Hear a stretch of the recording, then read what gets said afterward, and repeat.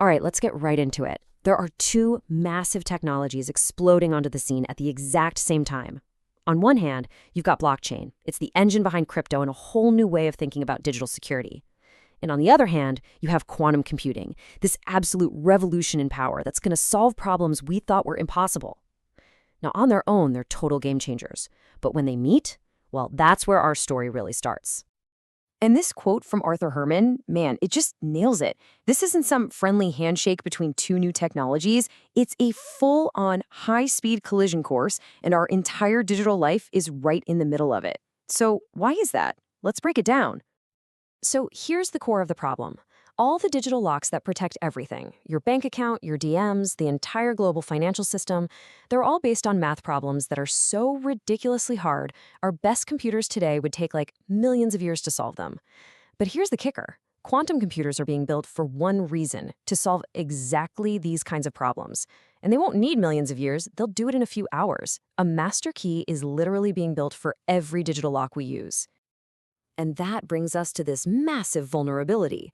The very math that we trust to keep us safe online is on the verge of becoming totally obsolete. And we're not just talking about your Netflix password here. We're talking about the deep cryptographic foundation of, well, everything. The specific weapon here has a name. It's called Shor's algorithm. You can think of it as the one specific program that, once you run it on a big enough quantum computer, can shatter the encryption we all depend on every single day. It is, for all intents and purposes, the quantum skeleton key. And, this isn't some abstract threat just for governments or giant corporations. No, this affects you, your bank transactions, your private emails, your company's most sensitive data, and, yeah, the entire multi-trillion-dollar crypto market. It all relies on encryption that Shor's algorithm is designed to break. So this brings us to the really urgent part, because this isn't just some sci-fi possibility in the distant future. The clock is ticking, loudly. And in a lot of ways, the danger is already here. The race against what people are calling Q-Day, that's the day a quantum computer can actually do this, is officially on. And just to put a number on this, let's look at just one target, Bitcoin. A recent study estimated that if a quantum computer successfully attacked Bitcoin, it could wipe out at least $3 trillion. That's not a market dip. That's a catastrophic shock to the entire global economy from just one vulnerability. Now this is where it gets really scary, because the attack has already started. Right now, bad actors and even governments are stealing and hoarding enormous amounts of our encrypted data. They can't read it yet, but they're betting that in a few years, they'll have the quantum key to unlock it all. It's called Hack Now, Crack Later, and it basically turns all of today's stolen data into a ticking time bomb. And look, don't just take my word for it. This isn't just some theory. Big players like Accenture are putting it in black and white.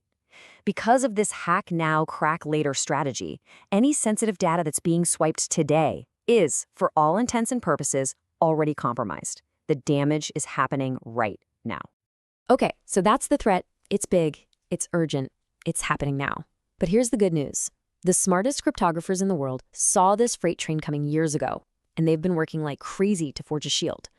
So there are really two flavors of quantum-safe tech. On one side, you have quantum cryptography, or QKD. It's super cool, it uses the laws of physics, so it's theoretically unhackable, but it needs all this special hardware. The other path, the one that's much more practical, is post-quantum cryptography, or PQC.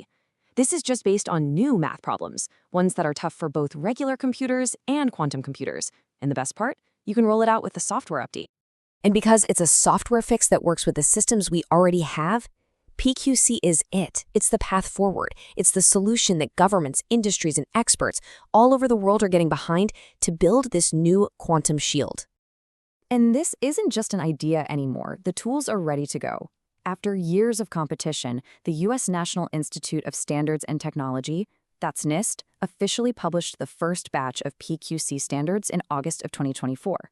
These algorithms you see here, these are the new building blocks for our digital world. It's happening. So we've got the problem and we've got the solution. Now comes the hardest part of all, the Great Migration. How on earth do we upgrade the entire planet's digital infrastructure before that quantum clock runs out? To get a sense of just how huge this is, people have started calling it Y2K, and that's a direct nod to the Y2K bug, where everyone had to scramble to fix their code before the year 2000. But here's the difference. With Y2K, we had a fixed, known deadline. With Y2Q, the deadline is a mystery. We know Q Day is coming, we just don't know exactly when. This timeline really puts that race into perspective, right? The hunt for these new standards started way back in 2016. Then, in 2022, the White House started telling federal agencies to get ready. Now, in 2024, the standards are here. But that finish line, the potential arrival of a quantum computer that can break everything, could be in the early 2030s, or maybe even sooner.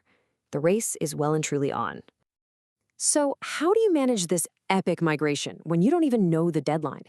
Well, the key strategy everyone is talking about is crypto agility.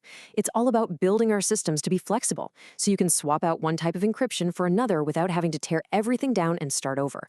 It's our best defense, letting us adapt on the fly. A huge roadblock here is just a bunch of misinformation. People think, oh, I need a quantum computer to be safe. False. Or, this is 20 years away, who cares? Also false, we have no idea. Or my favorite, my cloud provider will handle it. Nope, it's on all of us. Because of that hack now, crack later threat, standing still is not an option. The really good news is that this migration has started. Core internet software, stuff like OpenSSL, already supports the new NIST standards. But, it's not a perfectly smooth ride. These new algorithms are a bit beefier, and they can cause a performance hit in some cases, maybe 15 to 30%. So that's a real-world challenge engineers are tackling right now.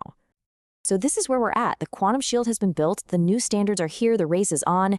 We're in the middle of the biggest, most important crypto upgrade in history. And really, the only question left to answer is, can we get this shield deployed to everyone, everywhere, in time?